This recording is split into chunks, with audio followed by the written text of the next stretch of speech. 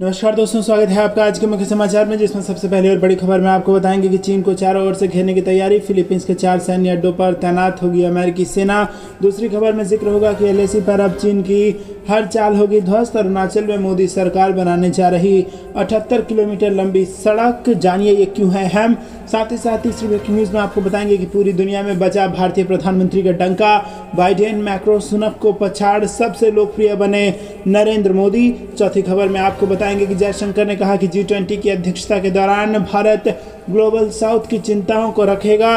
और पांचवी खबर में जिक्र होगा कि राम मंदिर और नए भारत के साथ लोकसभा चुनाव में उतरेगी भाजपा, यूपी में ये है तैयारी। दोस्तों, हर एक खबर की गहराई में आपको ले जाएंगे, लेकिन उससे पहले अगर आपको भी देश की सेना और पीएम मोदी पर पूरा भरोसा है तो आप अभी इस वीडियो को लाइक और चैनल को सब्सक्राइब करके बेल आइकन दबाइए और कमेंट में लिखिए जय हिंद। रुक करते हैं सबसे पहली और बड़ी खबर की तरफ। चीन को चारों ओर से घेरने की तैयारी, फिलीपींस के 4 सैन्य अड्डों पर तैनात होगी अमेरिकी सेना। जी हाँ दोस्तों, आपको बता दें कि अमेरिका अपने दुश्मन चीन को घेरने की रणनीति पर तेजी से काम कर रहा है। हिंद प्रशांत महासागर में चीन की बढ़ती दादागिरी को खत्म करके उसे परास्त करने की हर कोशिश में अमेरिका जुटा हुआ है, और यही कारण है कि अमेरिका ने चीन को चारों ओर से घेरना शुरू कर दिया है। और इसके लिए फिलीपींस के 4 सैन्य अड्डों पर अमेरिका की आर्मी को तैनात किया जाएगा। वहीं दक्षिण चीन सागर पर भी अमेरिका की नज़र है, जहां चीन अपना दबदबा बनाए रखना चाहता है। वहीं अमेरिका दक्षिण चीन सागर पर चीन की दादागिरी को कुचलना चाहता है। और इन सब के बीच अमेरिका के रक्षा मंत्री लॉयड ऑस्टिन ने गुरुवार को फिलीपींस की राजधानी मनीला पहुंचे और फिलीपींस के राष्ट्रपति बोंग मार्कोस से मुलाकात की। चीन के लिए बहुत बड़ा झटका है और इस समझौते को अमेरिका का चीन के खिलाफ एक मजबूत कदम माना जा रहा है। रुक करते हैं अगली बड़ी खबर की तरफ। एलएसी पर अब चीन की हर चाल होगी ध्वस्त। और अरुणाचल में मोदी सरकार बनाने जा रही है 78 किलोमीटर लंबी सड़क। जी हाँ दोस्तों, आपको बता दें कि सीमा पर चीन का मुकाबला करने के लिए मोदी सरकार ने एक और बड़ा कदम उठाया है। अरुणाचल प्रदेश में देश के सबसे पूर्वी गाँव से लेकर एलएसी के पास तक जल्द ही भारत के पास अब 78 किलोमीटर की लंबी सड़क होगी, और इसके लिए मोदी सरकार ने रास्ता प्रशस्त कर दिया है। दोस्तों, आपको बता दें कि देश को जल्द ही अरुणाचल प्रदेश में अपने सबसे पूर्वी गांव डोंग से वास्तविक नियंत्रण रेखा से 4 किलोमीटर करीब तक भारत, चीन और म्यांमार के महत्वपूर्ण त्रिकोणीय जंक्शन को छूने वाली 78 किलोमीटर लंबी रणनीतिक सड़क मिलने वाली है। केंद्र की नरेंद्र मोदी सरकार ने 1 फरवरी को 3 साल की समय सीमा के साथ बोलियों को आमंत्रित करके अरुणाचल प्रदेश में डोंग गांव से जचेप कैंप तक एक नई सड़क बनाने की प्रक्रिया शुरू की है। ये सड़क रणनीतिक रूप से काफ़ी महत्वपूर्ण है, क्योंकि डोंग देश का सबसे पूर्वी गांव है और ये नई सड़क जचेप तक जाएगी। दोस्तों, रुक करते हैं अगली ब्रेकिंग न्यूज़ की तरफ। पूरी दुनिया में बजा भारतीय प्रधानमंत्री का डंका, बाइडेन मैक्रो सुनक को पछाड़ सबसे लोकप्रिय बने प्रधानमंत्री मोदी। जी हाँ दोस्तों, आपको बता दें कि दुनिया के सबसे बड़े लोकतंत्र भारत के प्रधानमंत्री नरेंद्र मोदी ने लोकप्रियता के मामले में 22 देशों के दिग्गज नेताओं को पीछे छोड़ दिया है। ताजा सर्वेक्षण में पीएम मोदी को वयस्क आबादी में 78% अप्रूवल रेटिंग मिली है। पीएम मोदी के बाद मैक्सिको के राष्ट्रपति लोपेज ओब्राडोर को दूसरे नंबर पर जगह मिली है, और इसी के साथ उन्हें 68% वयस्कों ने अपनी पहली पसंद बताया। और इसी सूची में तीसरे नंबर पर स्विट्जरलैंड के राष्ट्रपति अलेन बेरसेट हैं और उन्हें 62% अप्रूवल रेटिंग मिली है। रुक करते हैं अगली ब्रेकिंग न्यूज़ की तरफ। जयशंकर ने कहा G20 की अध्यक्षता के दौरान ग्लोबल साउथ की चिंताओं को रखेगा भारत। जी हाँ दोस्तों, विदेश मंत्री एस जयशंकर ने शुक्रवार को लोकसभा को बताया कि G20 समूह की अध्यक्षता के दौरान ये उम्मीद की जाती है कि भारत ग्लोबल साउथ की चिंताओं को सामने रखेगा और समकालीन अंतर्राष्ट्रीय राजनीति में ध्रुवीकरण के मुद्दे पर आम सहमति बनाने में सहयोग करेगा। लोकसभा में TR बाबू के प्रश्न के लिखित उत्तर में विदेश मंत्री जयशंकर ने कहा कि G20 समूह की भारत की अध्यक्षता के दौरान देश भर में 50 से अधिक शहरों में लगभग 200 बैठकें आयोजित होंगी। दोस्तों, रुक करते हैं अगली ब्रेकिंग न्यूज़ की तरफ। राम मंदिर और नए भारत के साथ लोकसभा चुनाव में उतरेगी भाजपा, यूपी में हो रही है तैयारी। हाँ दोस्तों, भारतीय जनता पार्टी 2024 के लोकसभा चुनाव की तैयारी में जोर शोर से जुटी हुई है, और ऐसे में आबादी के लिहाज से देश के सबसे बड़े राज्य यूपी में उसकी रणनीति और बड़े मुद्दे क्या होंगे, ये सवाल अक्सर राजनीति के गलियारे में उछलता रहता है। लोग अपने अपने ढंग से इसकी व्याख्या करते हैं, लेकिन बीजेपी खुद क्या मानती है और अगले चुनाव में किन मुद्दों पर इसका सबसे ज़्यादा असर होगा, अब इसके संकेत मिलने लगे हैं। गुरुवार को एक सवाल के जवाब में सीएम योगी आदित्यनाथ ने कहा कि 2024 में डबल इंजन सरकार के काम और विश्व पटल पर उभरी भारत की तस्वीर लोगों के सामने होगी। अयोध्या में भव्य राम मंदिर बनकर भी तैयार होगा। सीएम ने गुरुवार को एक इंटरव्यू में ग्लोबल इन्वेस्टर समिट को लेकर विस्तार में बातें की और उन्होंने विश्वास जताया कि यह आयोजन उत्तर प्रदेश की तस्वीर बदल देगा। उन्होंने जोर देकर कहा कि यह आयोजन देश की सबसे अधिक जनसंख्या वाले राज्य में विकास की नई कहानी लिखेगा। सीएम योगी ने कहा कि यह आयोजन यूपी के बारे में धारणा को बदल देगा, यूपी इन्वेस्ट हब बनेगा और प्रधानमंत्री नरेंद्र मोदी के विकास लक्ष्यों को पूरा करेगा। रुक करते हैं अगली ब्रेकिंग न्यूज़ की तरफ। बस 2 साल और प्रयागराज महाकुंभ से पहले गंगा एक्सप्रेसवे बनकर हो जाएगा तैयार। सीएम योगी ने 2025 की तारीख बता दी। जी हाँ दोस्तों, उत्तर प्रदेश के मुख्यमंत्री योगी आदित्यनाथ ने राज्य के सबसे बड़े एक्सप्रेसवे के तौर पर तैयार हो रहे गंगा एक्सप्रेसवे पर ऐलान किया है। उन्होंने कहा है कि युद्ध स्तर पर इस एक्सप्रेसवे पर काम चल रहा है और 2025 में होने वाले प्रयागराज महाकुंभ से पहले ये बनकर तैयार हो जाएगा। वहीं दोस्तों आपको बता दें कि उन्होंने बताया कि मेरठ से प्रयागराज को जोड़ने वाला गंगा एक्सप्रेसवे का निर्माण कार्य युद्ध स्तर पर जारी है। हमारी तरफ से पूरा प्रयास है कि साल 2025 में प्रयागराज में होने वाले महाकुंभ के आयोजन से पहले ये पूरी तरह से बनकर आम जनता के लिए तैयार हो जाए। रुक करते हैं अगली ब्रेकिंग न्यूज़ की तरफ। 4 फरवरी को केंद्रीय गृह मंत्री अमित शाह आ रहे हैं देवघर। सीआरपीएफ ने कार्यक्रम स्थल को कब्जे में लिया। जी हाँ दोस्तों, केंद्रीय गृह मंत्री अमित शाह 4 फरवरी 2023 को देवघर आ रहे हैं। उनके कार्यक्रम की तैयारी प्रशासनिक तथा भाजपा के स्तर से पूरी हो चुकी है। गृह मंत्री देवघर एयरपोर्ट पर उतरेंगे और वो सबसे पहले बाबा वैद्यनाथ मंदिर में पूजा अर्चना करेंगे तथा दोपहर 1 बजे जसीडीह इंडस्ट्रियल एरिया में इफ्को के नैनो यूरिया खाद कारखाना का शिलान्यास व 1:30 बजे से भाजपा की विजय संकल्प महारैली में शामिल होंगे। कार्यक्रम स्थल पर सुरक्षा व्यवस्था के मद्देनजर अभी से ही पुलिस की तैनाती कर दी गई है और गुरुवार को दिल्ली से आई सीआरपीएफ की टीम ने कार्यक्रम स्थल को अपने घेरे में ले लिया है। दोस्तों रुक करते हैं अगली ब्रेकिंग न्यूज़ की तरफ। अब इंडोनेशिया पर चीन और अमेरिका आमने सामने। जी हाँ दोस्तों, दुनिया की 2 बड़ी महाशक्तियां अमेरिका और चीन इन दिनों दुनिया की चौथी सबसे अधिक आबादी और दुनिया में सबसे बड़ी मुस्लिम आबादी वाले देश इंडोनेशिया पर नजर गड़ाए हुए हैं। दक्षिण चीन सागर के दक्षिणी किनारे पर बसा ये देश खनिज संसाधनों से अटा पड़ा है और ये दक्षिण पूर्व एशिया की सबसे बड़ी अर्थव्यवस्था वाला देश है। वहीं दोस्तों आपको बता दें कि NYT यानी कि न्यूयॉर्क टाइम्स की एक रिपोर्ट के मुताबिक पिछले दिनों यानी नवंबर 2022 में जब अमेरिकी रक्षा मंत्री लॉयड जे ऑस्टिन ने इंडोनेशिया का दौरा किया तो उन्होंने कहा कि अपने समकक्ष इंडोनेशियाई मंत्री पर 36 अमेरिकी लड़ाकू जेट खरीद की डील के लिए दबाव डालना चाहा, लेकिन उन्हें बैरंग खाली हाथ लौटना पड़ा। दोस्तों रुक करते हैं अगली ब्रेकिंग न्यूज़ की तरफ। ताइवान पर हमले की तैयारी में चीन 34 सैन्य विमान और 9 युद्धपोत किए तैनात। ताइपे ने अपनी सेना कर दी अलर्ट। जी हाँ दोस्तों, ताइवान ने चीन के 34 सैन्य विमानों और 9 युद्धपोतों की तैनाती के बीच अपने लड़ाकू विमानों को उतारते हुए अपनी नौसेना को सचेत किया और मिसाइल सिस्टम को सक्रिय कर दिया है।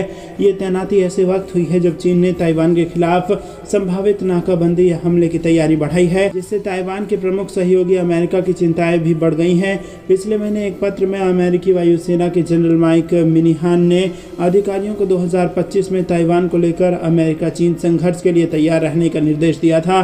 दोस्तों रुक करते हैं अगली ब्रेकिंग न्यूज़ की तरफ। जम्मू कश्मीर में धमाकों के लिए हुआ परफ्यूम IED का इस्तेमाल। डीजीपी बोले आतंक को दोबारा जिंदा करने की कोशिश में है पाकिस्तान। जी हाँ दोस्तों, आपको बता दें कि जम्मू के निर्माण में 21 जनवरी को दोहरा बम धमाका हुआ था, जिसको लेकर पुलिस ने गुत्थी को सुलझाने का दावा किया है। जम्मू कश्मीर के डीजीपी दिलबाग सिंह ने प्रेस कॉन्फ्रेंस में कहा कि आप सब जानते हैं कि आतंकवाद की जननी कहा जाने वाला हमारा पड़ोसी बदनाम है। उन्होंने कहा कि हमारा पड़ोसी हमेशा से जम्मू और कश्मीर में आतंक फैलाना और भाईचारा बिगाड़ने के लिए काम कर रहा है। दिलबाग सिंह ने कहा कि इसी सिलसिले में जम्मू संभाग में कुछ कार्यवाही को अंजाम दिया गया जो बिल्कुल सांप्रदायिक लाइंस पर है और जम्मू में दम तोड़ चुके आतंकवाद को दोबारा जिंदा करने के लिए यह हरकत पाकिस्तान करवा रहा है। और उन्होंने बताया कि जम्मू के नरवाल में 21 जनवरी को 2 IED ब्लास्ट हुए थे और हम उसकी डिटेल्स आपके साथ साझा करने के लिए आए हैं। उन्होंने कहा कि मैं जम्मू पुलिस को बधाई देता हूं कि उन्होंने मेहनत के साथ इस मामले को सुलझाया है।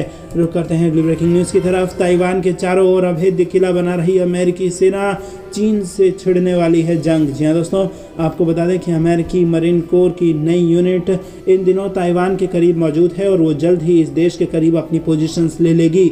और इस नए घटनाक्रम से इशारा मिलता है कि अमेरिका और उसके साथी देशों ने चीन के साथ संभावित टकराव की तैयारियां शुरू कर दी हैं। चीन ताइवान पर अक्सर अपना अधिकार जताता है। ये ताज़ा जानकारी तब आई है जब चीन के 34 मिलिट्री जेट्स ने ताइवान के करीब उड़ान भरी है और उसके बाद ताइवान की नौसेना ने अपने मिसाइल डिफेंस सिस्टम को एक्टिव कर दिया और सारी मिलिट्री को हाई अलर्ट पर रहने का आदेश दे दिया गया। दोस्तों रुक करते हैं अगली ब्रेकिंग न्यूज़ की तरफ। भारत के रक्षा बजट से चिढ़ा चीन, सरकारी भू को ग्लोबल टाइम्स ने कहा इसका कोई वास्तविक लाभ नहीं होगा। जी हाँ दोस्तों, आपको बता दें कि देश की राष्ट्रीय सुरक्षा की दिशा में एक प्रमुख जोर देते हुए नरेंद्र मोदी सरकार ने वित्त वर्ष 2023-24 के लिए रक्षा बजट को लगभग 13% बढ़ाकर 5.93 लाख करोड़ रुपए कर दिया, जबकि 2022-23 में ये 5.25 लाख करोड़ रुपए था। अब भारत के इस कदम से चीन पूरी तरह से बौखलाया हुआ नजर आ रहा है। चीन के सरकारी भूपू ग्लोबल टाइम्स के संपादक हू सिजिन ने भारत के रक्षा बजट से लेकर अमेरिकी साझेदारी को लेकर तंज कसा है।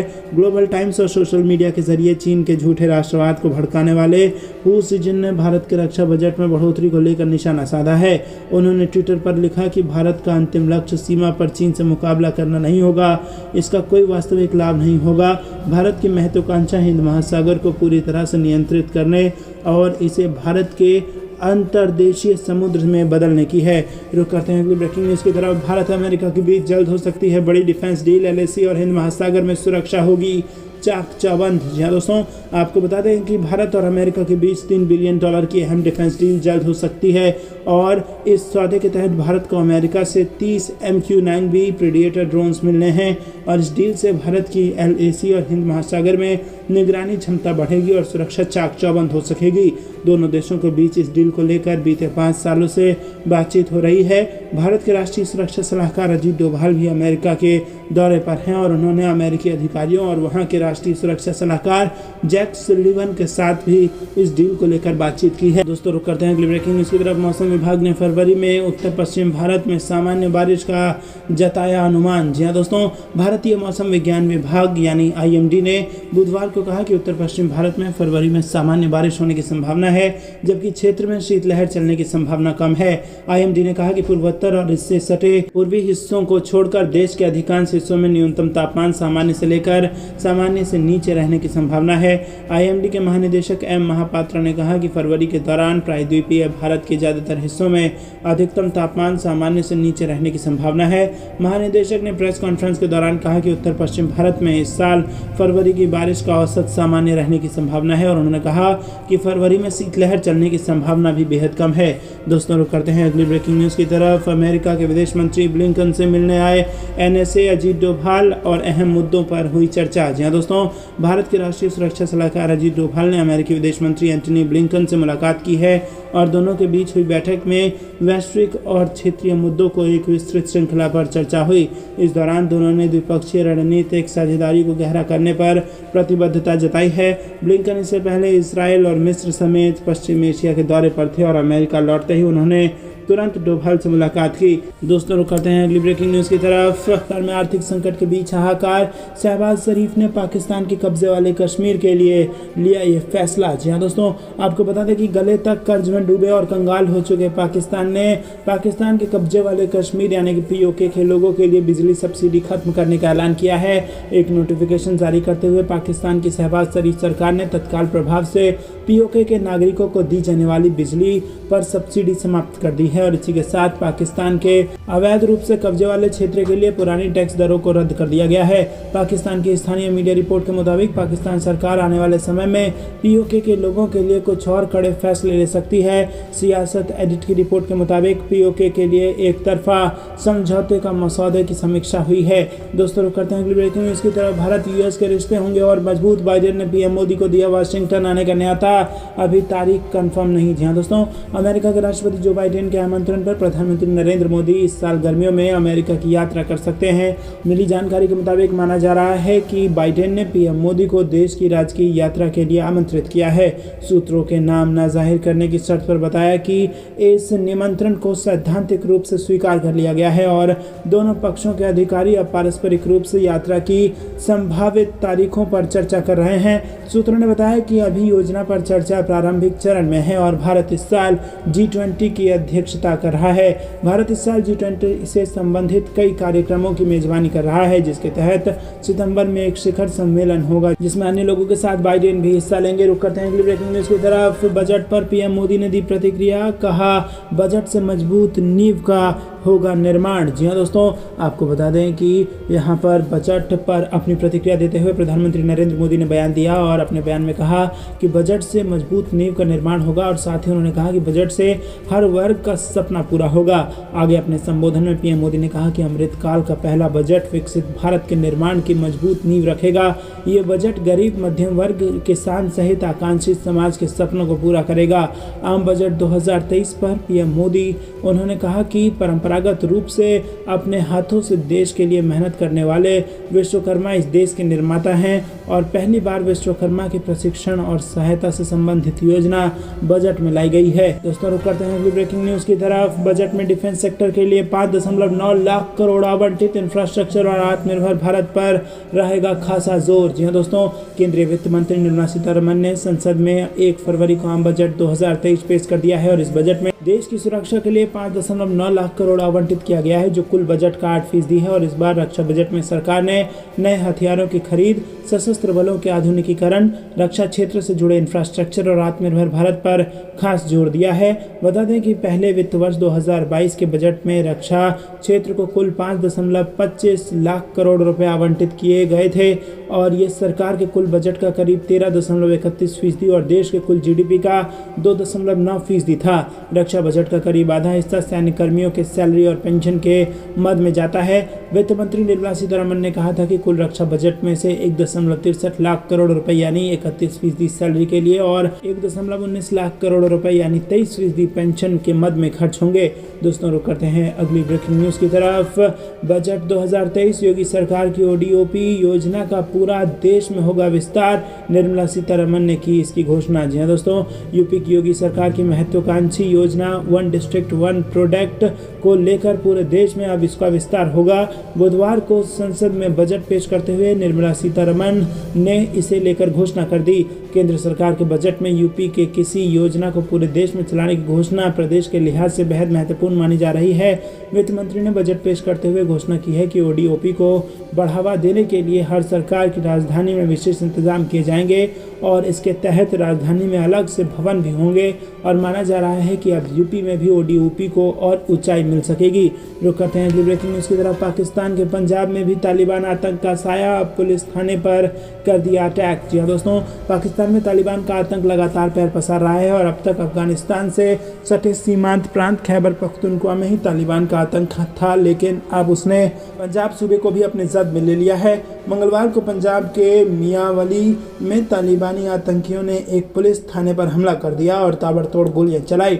हालांकि सुरक्षा बलों ने तत्काल एक्शन लिया, जिसके चलते आतंकियों को मौके से भागना पड़ा। और हाल ही में इस आतंकी संगठन के एक सदस्य ने पेशावर में एक मस्जिद में आत्मघाती बम धमाका कर 100 से अधिक लोगों की जान ले ली थी। रुक करते हैं अगली ब्रेकिंग न्यूज की तरफ। बिहार सीमा पर उमड़ा आस्था का सैलाब, शालिग्राम शिला के लिए टिकी रही लोगों की निगाहें। जी हाँ दोस्तों, श्री राम मंदिर निर्माण के लिए नेपाल के जनकपुर से अयोध्या जा रही शालिग्राम शिलाओं का दर्शन करने के लिए आस्था का सैलाब उमड़ पड़ा। मंगलवार को यूपी बिहार सीमा के बहादुर से लेकर तमकू हिराज तक हर पीढ़ी श्रद्धा में डूबी नजर आए और सड़क पर सुबह से बच्चे, बुजुर्ग, युवा और महिला सहित अन्य लोग जुटे रहे। शिला के दर्शन के इंतजार में लोगों के पांव नहीं थके और देर शाम को जब शिलाएं हाईवे पर गुजरी तो वहां जय श्री राम का जय घोष गूंज उठा।